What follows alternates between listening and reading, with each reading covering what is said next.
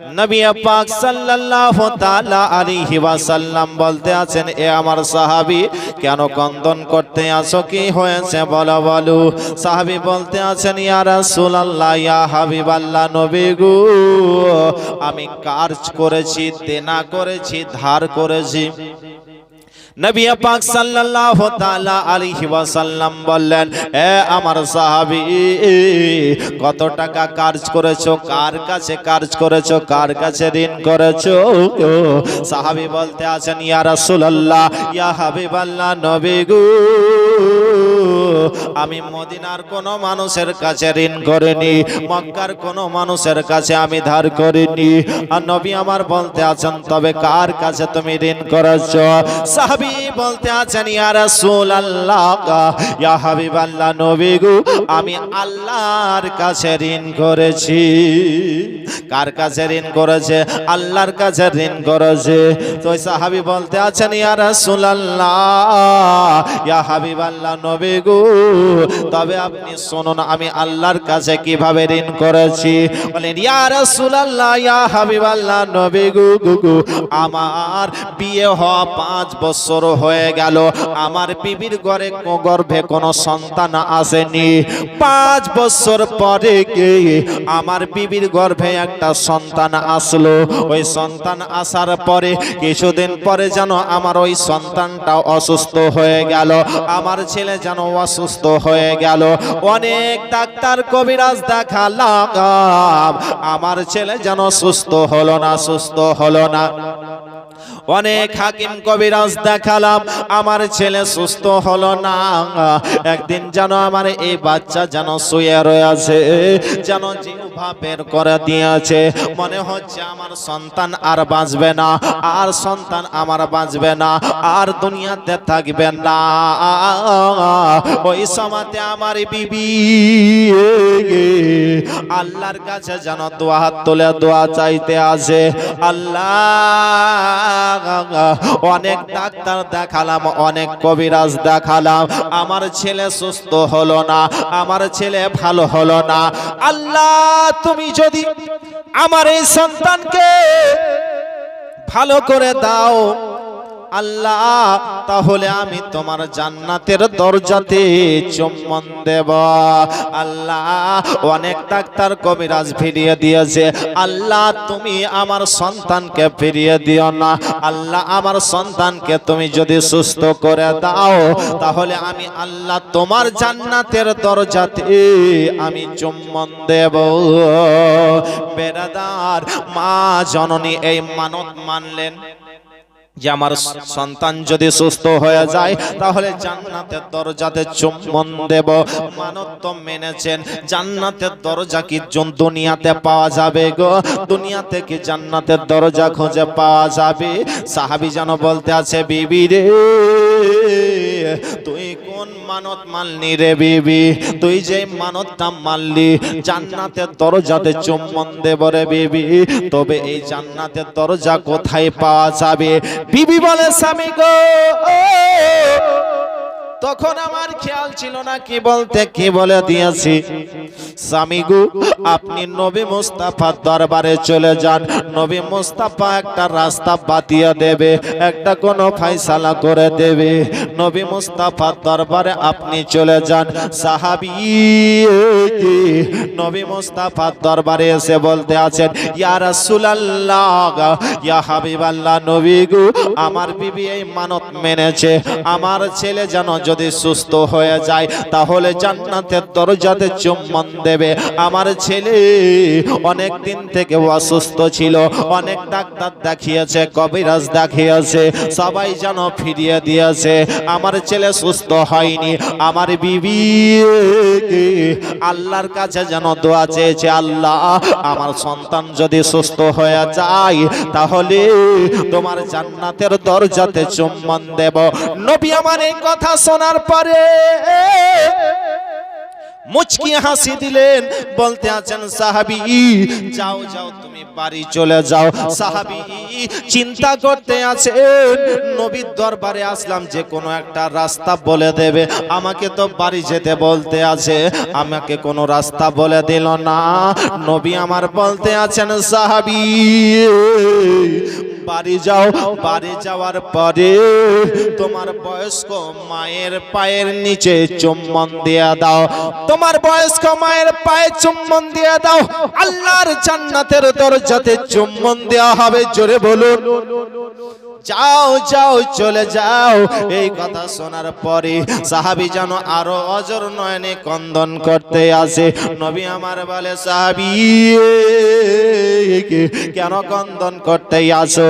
সাহাবী বলতে আছেন ইয়া রাসূলুল্লাহ, ইয়া হাবিবাল্লাহ, নবী গো, আমার মা জগতে বেঁচে নাই, মহাজগতে বেঁচে নাই। নবী আমার বলেন সাহাবী যাও যাও যাও, তোমার মাকে যেই জায়গাতে কবর দিয়েছো ওই কবরস্থানে গিয়ে মায়ের পায়ের দিকে তুমি চুম্বনটা দিয়ে দাও, আল্লাহর জান্নাতের দরজাতে চুম্বন দেয়া হবে। সাহাবী বলতে আছেন ইয়া রাসূলুল্লাহ, ইয়া হাবিবাল্লাহ, নবী গো, আমার মায়ের কবর কোনটা চিনি না, মা জননীর কবর কোনটাই আমি চিনি না। নবী আমার বলে সাহাবী তোমার মায়ের কবর যদি না চিনো তাহলে তুমি তোমার বাবার পায়ে তুমি চুম্বন দিয়ে দাও, আল্লাহর জান্নাতের দরজাতে চুম্বন দেওয়া হবে।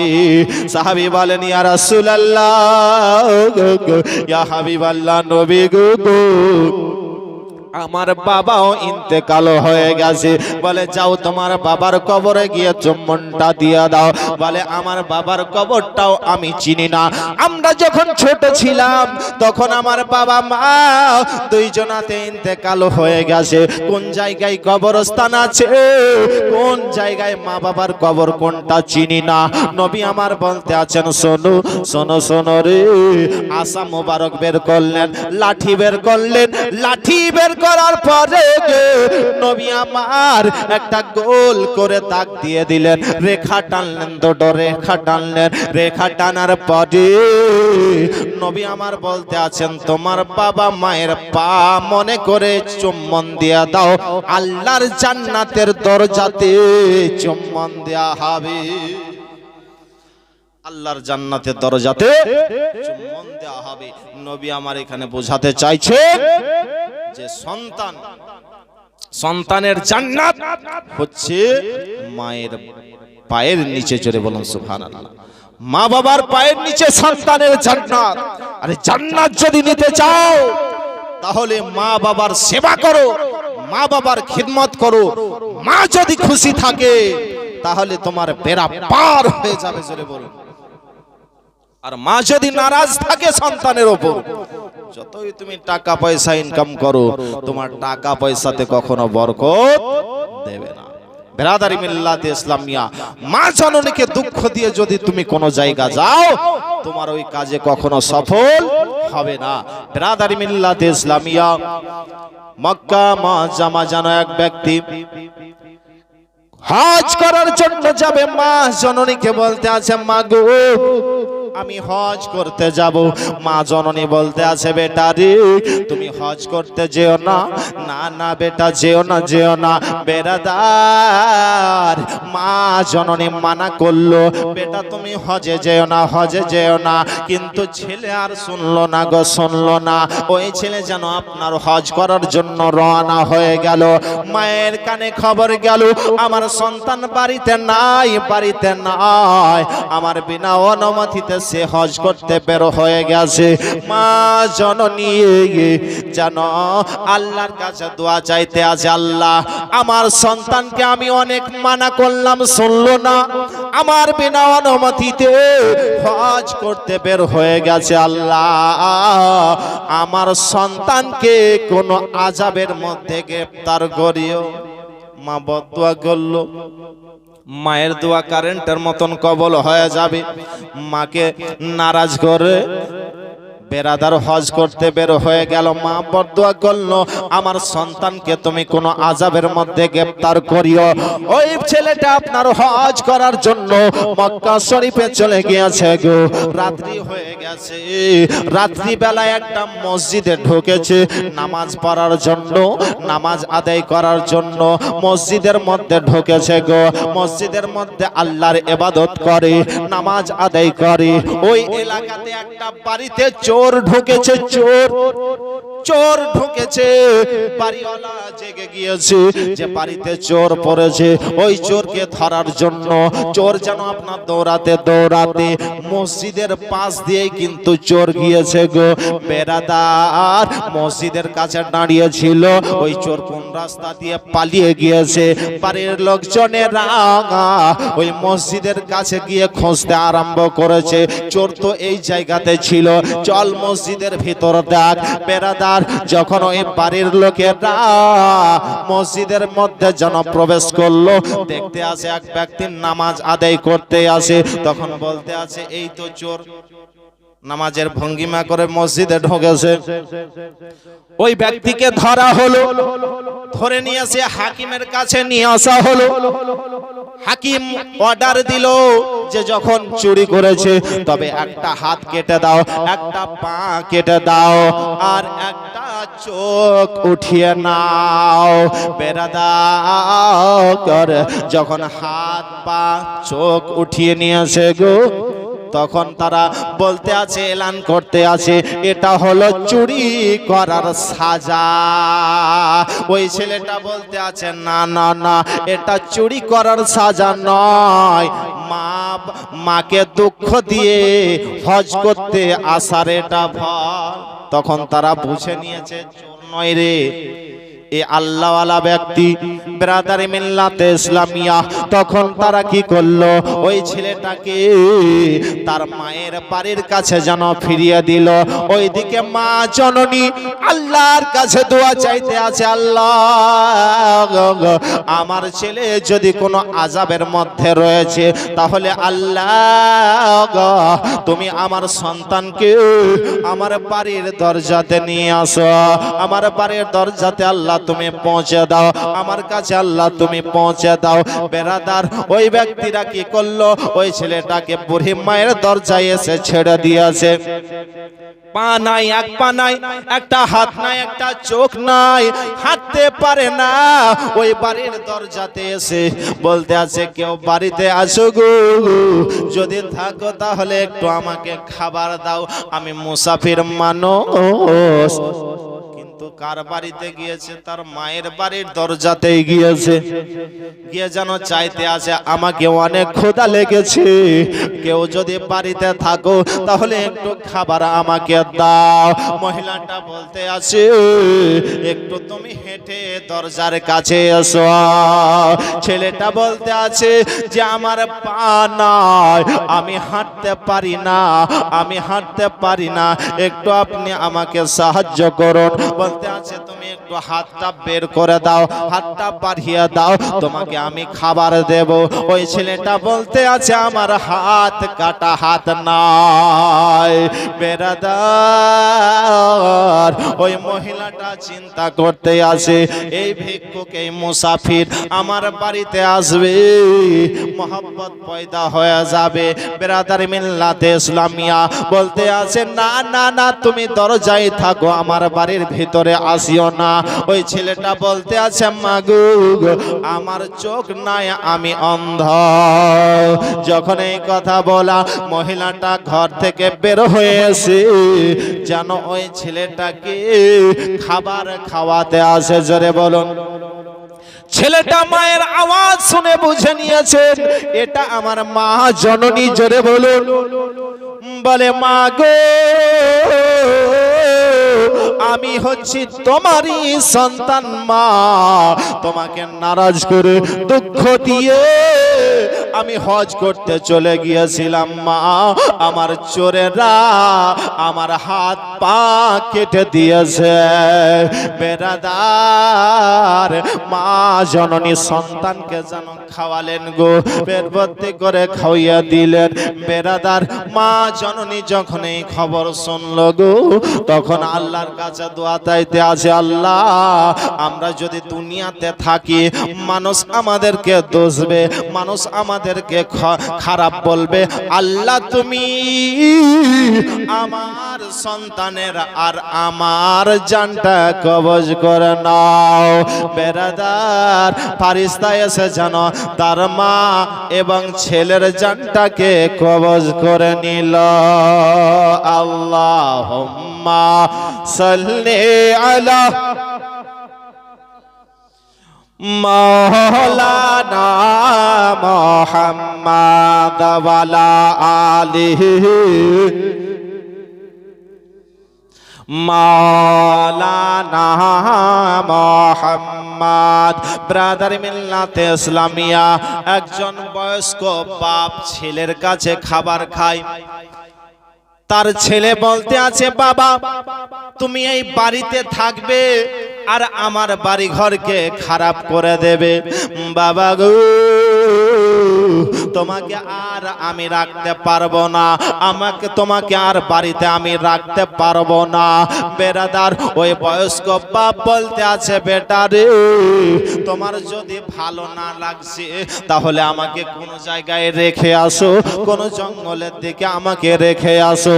বেরাদার, তার ছেলে কি করলো, ওই বয়স্ক বাপকে আর বাড়িতে রাখলো না গো। ওই বয়স্ক বাপকে কি করছে, বাড়ি থেকে বের করে নিয়ে জঙ্গলে নিয়ে যাচ্ছে। একটা কম্বল নিয়েছে গো।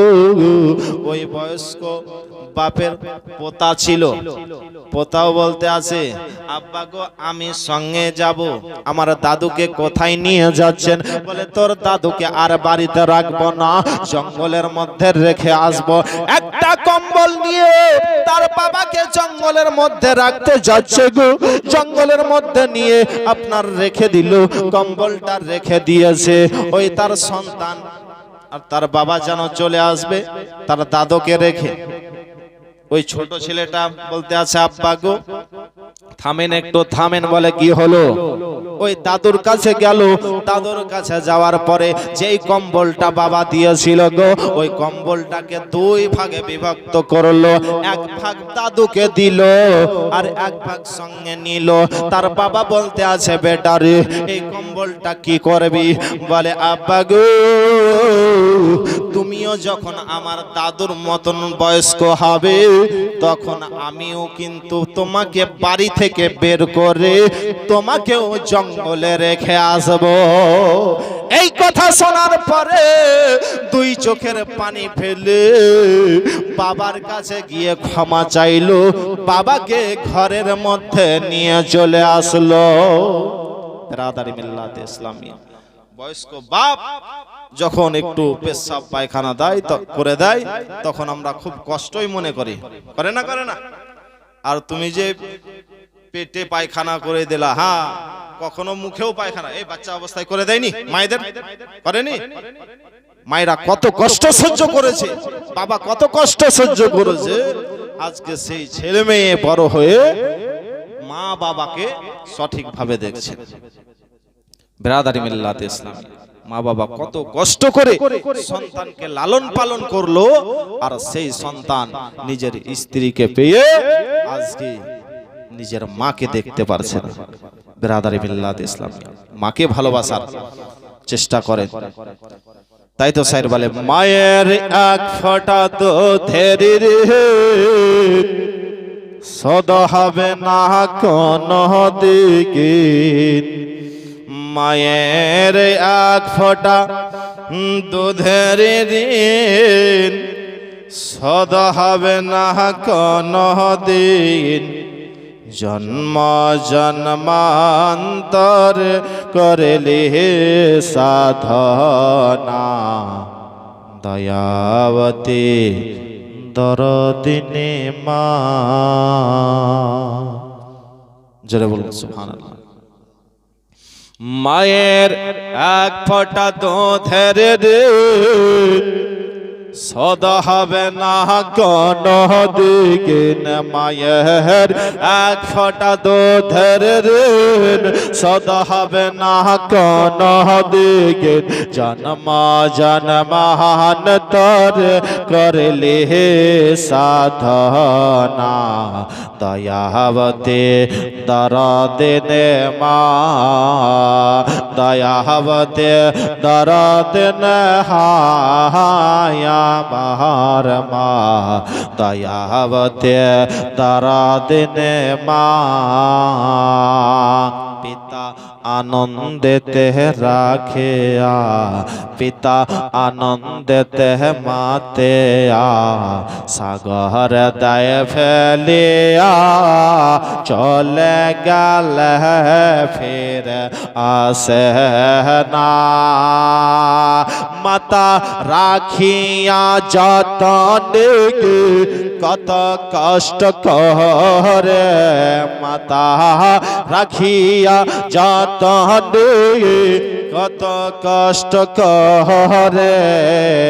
10 মাস 10 দিন সে মা পেল যন্ত্রণা, দয়াবতী দরদিনে মা, দয়াবতী দরদিনে হায়া আমার মা, দয়াবতী দরদিনে মা। সন্তান ভূমিষ্ঠ হলে পরে মানে তারে কলে তোলে, জন্মের কথা মনে পড়ে না। সন্তান ভূমিষ্ঠ হলে পরে মানে তারে কলে তোলে, কষ্টের কথা মনে পড়ে না। আবার একটি সন্তানের দায় কত মাঝে প্রাণ হারায়, আবার একটি সন্তানের দায় কত মাঝে প্রাণ হারায়। সেই মায়ের তোমরা কেন করবে, কেন সেবা করবে না, দয়াবতী। সন্তান ভূমিষ্ঠ হলে পরে মানাই তারে কলে তোলে, কষ্টের কথা মনে পড়ে না। আবার একটি সন্তানের দায় কত মাঝে প্রাণ হারায়, আবার একটি সন্তানের দায় কত মাঝে প্রাণ হারায়। সেই মায়ের তোমরা কেন সেবা করবে না, দয়াবতী দরদিনে মা, দয়াবতী দরদিনে হায়া আমার মা, দয়াবতী দরদিনে মা।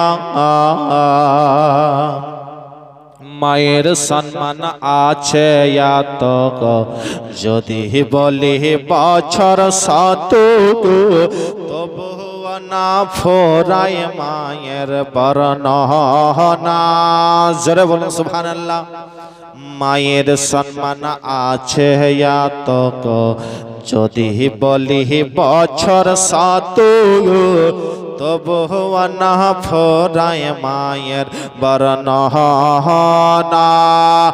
মা যে জগতের সেরা, মায়ের নিন্দা করে যারা, মা যে জগতের সেরা, মায়ের নিন্দা করে যারা। মানুষ বলে সে জানে রে, কেউ তো মানে না, দয়াবতী দরদিনে মা, দয়াবতী দরদিনে হায়া আমার মা, দয়াবতী দরদিনী মা। মুসা পয়গম্বর তিনি তুর পাহাড়ে যেতেন, আল্লাহর সঙ্গে কথাবার্তা বলতেন। ওই মুসা পয়গম্বর আল্লাহর কাছে দোয়া চাইতে আছেন, আল্লাহ আমার সঙ্গে আমার সাথী কে হবে, জান্নাতে আমার সাথী কে হবে? আল্লাহ রাব্বুল আলামিন বলতে আছেন, মুসা তুমি জানতে চাইছো তোমার সঙ্গে জান্নাতে কে থাকবে? তো আল্লাহ রাব্বুল আলামিন বলতে আছেন, মুসা দেখো অমুক শহরে একটা কসাই মাংস বিক্রি করছে, ওই কসাই হবে তোমার জান্নাতের সাথী। জোরে বলুন সুবহানাল্লাহ। কি হবে জান্নাতের সাথী? যে কসাই মাংস বিক্রি করছে ওই ব্যক্তি হবে তোমার জান্নাতের সাথী। মুসা পয়গম্বর পাপা করে ওই কসাইকে খুঁজতে আরম্ভ করলেন। ওই শহরের মধ্যে যাওয়ার পরে দেখতে আছেন এক ব্যক্তি আপনার মাংস বিক্রি করছে। ওই কসাই যখন মুসা পয়গম্বরকে দেখেছে তখন বলতে আছেন, হুজুর গো আপনাকে নতুন নতুন মনে হচ্ছে, আপনি কি অন্য দেশ থেকে এসেছেন? মুসা পয়গম্বর বলতে আছে, হা হা হা আমি অন্য দেশ থেকেই এসেছি। কসাই বলতে আছেন, হুজুর তবে আপনি অন্য দেশ থেকে যখন এসেছেন তখন আপনি আমার বাড়িতে আজকে নিমন্ত্রণ নিয়ে নেন, আজকে আপনি আমার বাড়িতে দাওয়াত কবুল করে নেন। মুসা পয়গম্বর কসাইয়ের দাওয়াত যেন কবুল করে নিলেন গো। যখন কসাইয়ের মাংস বিক্রি হয়ে গেল গো, সঙ্গে কিছু মাংস নিলেন। নেওয়ার পরে মুসা পয়গম্বরকে সঙ্গে করে কসাইয়ের বাড়ি নিয়ে চলে গেলেন। নেওয়া যাওয়ার পরে কসাই কি করলেন? মাংস রান্না করলেন আর রুটি তৈরি করলেন। রুটি তৈরি করার পরে কসাই বলতে আছেন, হুজুর গো আপনি এখন খাবেন না, কিছুক্ষণ পরে খাবেন। মুসা পয়গম্বর বলতে আছেন, ব্যাপারটা কি বুঝতে পারলাম না। বলে, হুজুর যদি এখন আপনি খান তাহলে আপনাকে একাই খেতে হবে, আর কিছুক্ষণ পরে যদি খান তাহলে আপনি আর আমি একসঙ্গে বসে খাবার খাবো। মুসা পয়গম্বর বলতে আছেন, শোনো এখন যদি আমি খাই একাই খাবো, কিছুক্ষণ পরে খেলে পরে তুমি আর আমি একসঙ্গে খাবো, একটু খুলে বলো কারণটা বলো। ওই কসাই বলতে আছেন, হুজুর আমার একটা বয়স্ক মা রয়েছে, ওই মা জননীকে আমি যতক্ষণ পর্যন্ত খাবার খাওয়াই না ততক্ষণ পর্যন্ত আমি নিজে খাবার কখনো খাই না। জোরে বলুন সুবহানাল্লাহ। নিজে কখনো খাবার খাই না, যতক্ষণ পর্যন্ত আমার মা জননীকে খাবার না খাওয়াই ততক্ষণ পর্যন্ত আমি খাবার খাওয়াই না। মুসা পয়গম্বর বলতে আছেন, তোমার মায়ের কাছে একটু অনুমতিটা নিয়ে আসো, আমি তোমার মা জননীকে আমি একটু দেখা করব। বেরাদার কসাই যেন মা জননীর কাছে গেল। মা জননীর কাছে যাওয়ার পরে বলতে আছেন, মা গো আজকে আমাদের বাড়িতে একটা খুব সুন্দর মেহমান এসেছে, মা তুমি যদি অনুমতি দাও তাহলে তোমাকে দেখা করতে আসবে। মা গো অনুমতি যদি দাও তোমাকে তোমার সঙ্গে একটু সাক্ষাৎ করবে। মা জননী বললো, যাও বেটা মেহমানকে একটু নিয়ে আসো। মুসা পয়গম্বরকে মা জননীর কাছে আনা হলো। আনার পরে কসাই কি করতে আছেন যেন রুটি আর মাংসর সুরবা দিয়ে মা জননীকে ছিঁড়ে ছিঁড়ে যেন রুটি খাওয়াতে আছেন। জোরে বলুন সুবহানাল্লাহ। মা জননী আপনার চলতে ফিরতে পারে না, কসাই যেন রুটিগুলা ছিঁড়ে ছিঁড়ে মাংস দিয়ে মা জননীকে খাওয়াই গো। এই দৃশ্য মুসা পয়গম্বর যেন দেখতেই আসেন গো। মা জননী রুটি খেলো, বলতে আছে বেটারে পেট ভর্তি হয়ে গেছে আর আমি খেতে পারবো না। মা জননীর মুখটা মুছে দিল গো, পানিটা পান করালো। পানি পান করার পরে মা জননী বলতে আছে, বেটারে মেহমানকে কি খাবার খাওয়িয়েছো? বলে, মা গো না না না এখন পর্যন্ত মেহমানকে খাবার খাওয়াইনি। মা জননী বলে, বেটা যাও যাও মেহমানকে খাবারটা খাওয়িয়ে দাও। মা জননীর কথা শোনার পরে কসাই যেন নিজের ঘরে নিয়ে আসলো গো। এবার যেন মা জননী আল্লাহর কাছে দোয়া চাইতে আছে, আল্লাহ আমার বেটা কসাই আমার অনেক সেবা যত্ন করেছে, আমার অনেক খিদমত করেছে, আল্লাহ আমার সন্তানের প্রতি আমি খুশি রয়েছি, আল্লাহ আমার সন্তানের প্রতিও তুমি খুশি হয়ে যাও। জোরে বলুন সুবহানাল্লাহ। আর মা জননী দোয়া করতে আছেন, আল্লাহ আর এই জামানার মুসা নবীর সঙ্গে আমার সন্তানকে জান্নাতবাসী করিও। এই দোয়াটা যেন চাইতে আছেন। ইতিমধ্যে মুসা পয়গম্বর শুনে নিয়েছেন যে ইনি হচ্ছে আমার জান্নাতের সাথী। জোরে বলুন সুবহানাল্লাহ। এই কসাই হচ্ছে আমার জান্নাতের সাথী। বিরাদারি মিল্লাতে ইসলামিয়া, কসাই মুসা নবীর সঙ্গে জান্নাতের সাথী হলো কোন কারণে? মায়ের সেবা করার কারণে, মায়ের খিদমত করার কারণে মুসা পয়গম্বরের সাথে একজন কসাই জান্নাতবাসী। বিরাদারি মিল্লাতে ইসলামিয়া, বাবজি ভাইরা, এখনো সময় আছে। মা বাবাকে কখনো কষ্ট দেবেন না, মা বাবাকে ভালোবাসার চেষ্টা করুন। তাই তো স্যার বলে, গর্ভে ধরেছে মা পেয়ে কত যন্ত্রণা, গর্ভে ধরেছে মা পেয়ে কত যন্ত্রণা, ধরেছে মা কত সুখতে বল রে দুনিয়া, তবু কেন মায়ের চোখে জল রে দুনিয়া, তবু কেন মায়ের চোখে জল।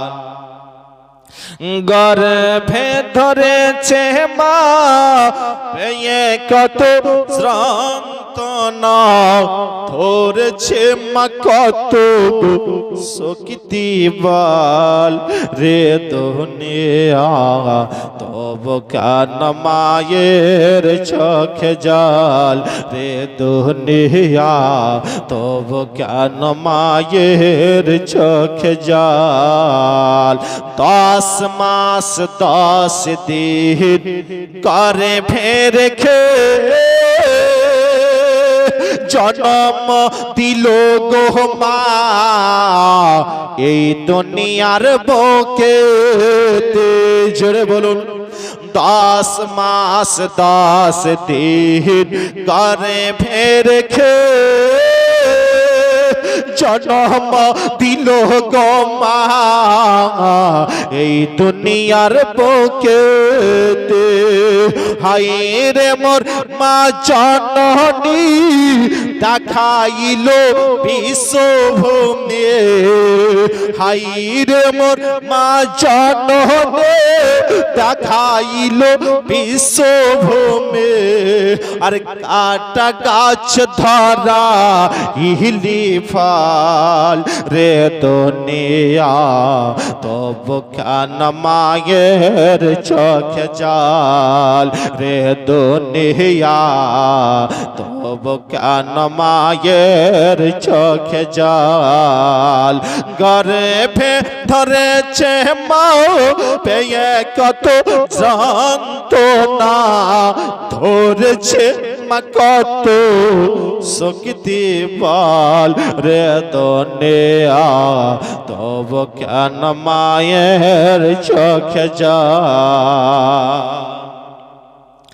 কেউ করে মায়ের সেবা, কেউ বা করে অত্যাচার, তবু মা জননী আমার গড়ে তোলেন সংসার। মোহাব্বতে বলুন সুবহানাল্লাহ। কেউ করে মায়ের সেবা, কেউ বা করে অত্যাচার, তবু মা জননী আমার গড়ে তোলেন সংসার, যেন মায়ের মমতা কত কি দিয়েছে মা, যেন মায়ের মমতা কত কি দিয়েছে মা, মনে পড়ে মায়ের আঁচল রে দুনিয়া, তবু কেন মায়ের চোখে জল রে দুনিয়া, তবু কেন মায়ের চোখে জল। শিশু বেলায় মায়ের কোলে করিতাম খেলা, ব্যথা ভরা এই জীবনে জুড়াইতাম গো জ্বালা। শিশু বেলায় মায়ের কোলে করিতাম খেলা, ব্যথা ভরা এই জীবনে জুড়াইতাম গো জ্বালা। গুনাহগার বাবুল বলে ভাই মা ছাড়া মোর কেহ নাই, গুনাহগার বাবুল বলে ভাই মা ছাড়া মোর কেহ নাই, মাঝ আমারি সম্ভাল রে দুনিয়া, তবু কেন মায়ের চোখে জল রে দুনিয়া, তবু কেন মায়ের চোখে জল। গরে ভেতরেছে মা পেয়ে কত যন্ত্রণা, গরে ভেতরেছে মা পেয়ে কত যন্ত্রণা, পড়েছে মা কত শক্তি বল রে দুনিয়া, তবু কেন মায়ের চোখে জল।